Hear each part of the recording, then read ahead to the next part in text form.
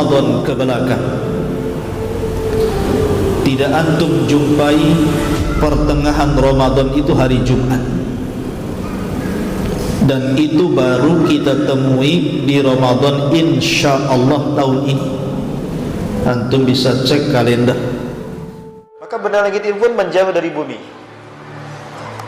Benda langit ini menjauh dari bumi, mendekat ke matahari. Di saat itu benda ini tidak kuat dengan panas matahari, bisa jadi meledak. Dar. Apakah itu ledakan yang akan didengar di tanggal 15 Ramadan jika 15 Ramadan jatuh pada hari Jumat? Tahun ini 1441 Ramadan, 1441 Hijriah, 15 Ramadan jatuh hari Jumat. Ustaz nakut-nakutin. Oh enggak, saya enggak nakut-nakutin. Saya berbagi rasa takut. Saya enggak mau takut sendirian.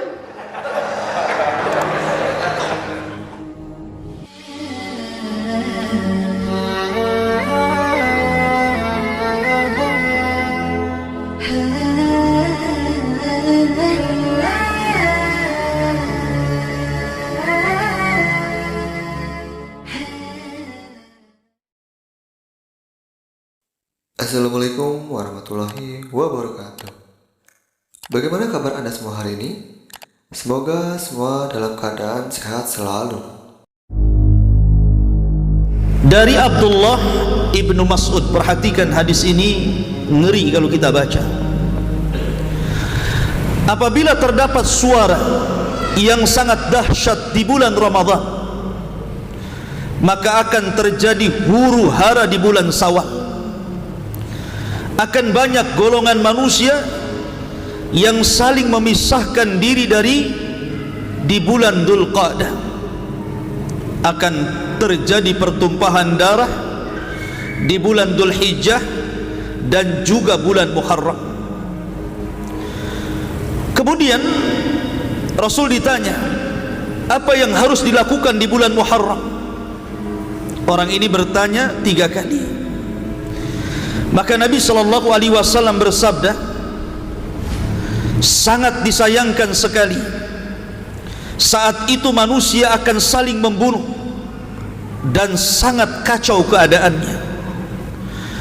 Maka kami bertanya lagi, apa suara yang dahsyat itu wahai Rasulullah yang akan terjadi di pertengahan Ramadan itu? Maka Rasul mengatakan, suara itu terjadi di pertengahan bulan Ramadan bertepatan dengan malam Jumat, dan suara dahsyat ini akan membangunkan orang-orang yang sedang tidur, menjatuhkan orang-orang yang sedang berdiri, menjadikan para wanita-wanita terhempas dari kamar-kamar mereka. Pada saat itu akan banyak terjadi gempa. Pada saat itu cuaca yang sangat dingin akan menerpa. Hal itu apabila pertengahan bulan Ramadan di tahun itu bertepatan dengan malam Jumat.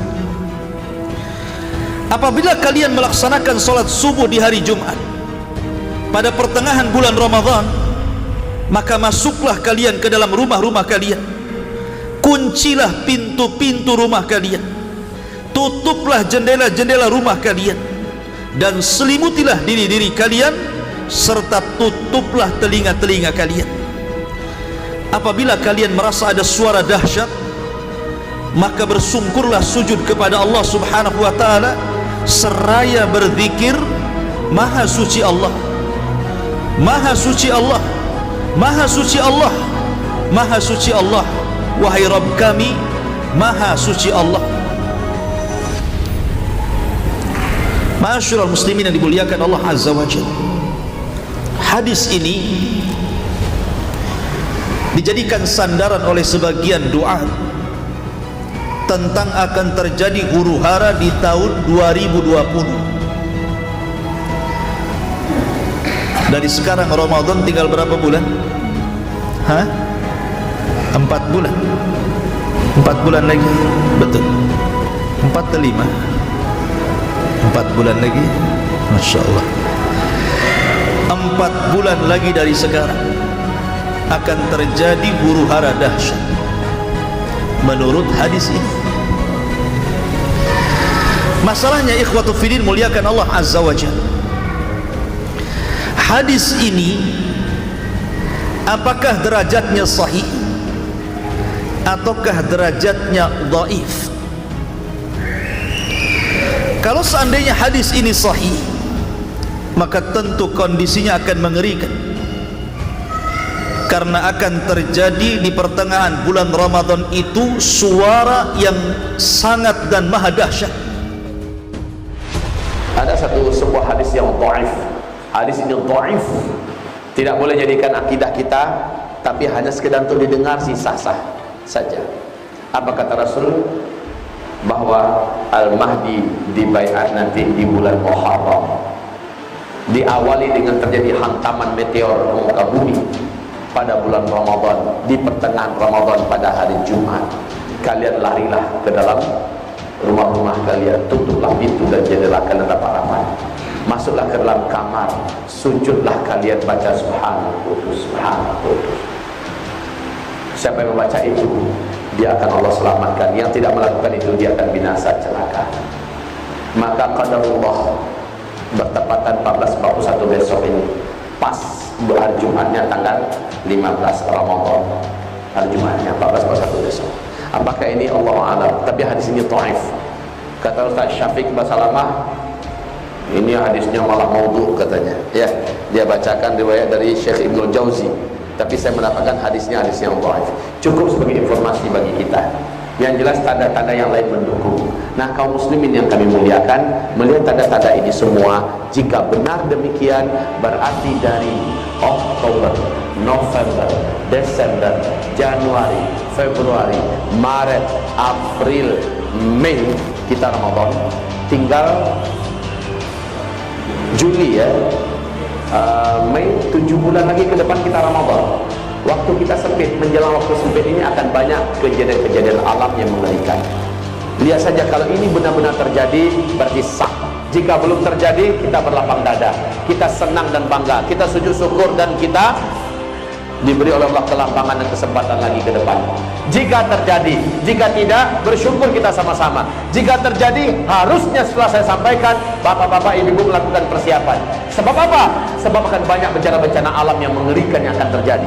Baik Indonesia, baik Asia Tenggara, baik Asia Tengah, baik Arab, Afrika, Amerika, Eropa, negara-negara di dunia akan menyaksikan banyaknya kejadian besar yang akan menimpa bumi ini.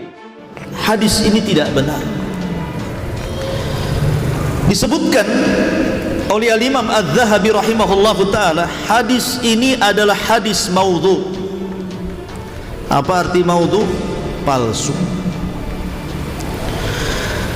Dan juga Imam Ibnu Jauzi mengomentari juga hadis yang redaksinya sama tapi dari jalur Abu Hurairah. Itu pun dikatakan haditsun maudhu'un an Rasulillah.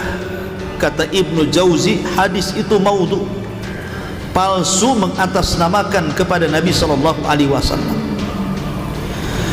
Kemudian juga dikatakan oleh Al-Uqaili rahimahullahu ta'ala, seorang pakar hadis, dia mengatakan laisa li hadzal hadis aslun an thiqatin wala min wajhin sabitin.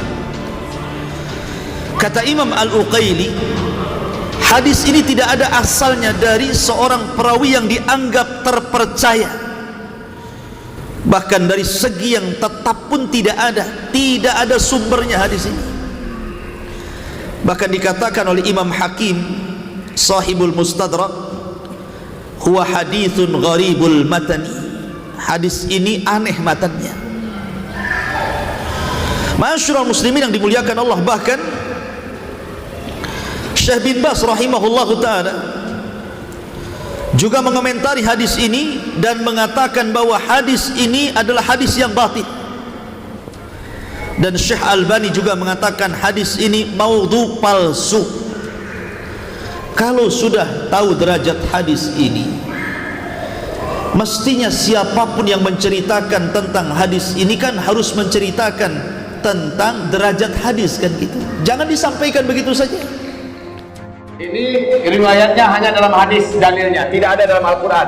Hadis yang tertinggi namanya hadis mutawatir. Kekuatan riwayatnya sama dengan kekuatan riwayat Al-Quran. Mengingkari satu hadis mutawatir, kafir dia, murtad. Di bawah mutawatir ini namanya hadis ahad. Hadis ahad ini ada 3 levelnya. Level yang tertinggi hadis ahad adalah hadis sahih. Level pertengahan adalah hadis hasan. Dan level paling bawah adalah hadis dhaif. Oke. Ketiga level hadis ahad ini masih diakui oleh para ulama hadis sebagai qaul Rasulullah, perkataan Rasulullah SAW. Hanya saja dari start ke finish berapa lama ini menjadi perbincangan para ulama ahli hadis. Ternyata terdapat hanya riwayatnya dari hadis ahad, bukan hadis sahih, tapi hasan li ghairi dan dhaif. Ada yang bertanya, Ustaz, kalau hadis dhaif untuk apa Ustaz disebut di kita? Ini yang perlu saya cuci kembali. Saya brainwash kita semua. Jangan buruk sangka dengan hadis dhaif. Sebab apa?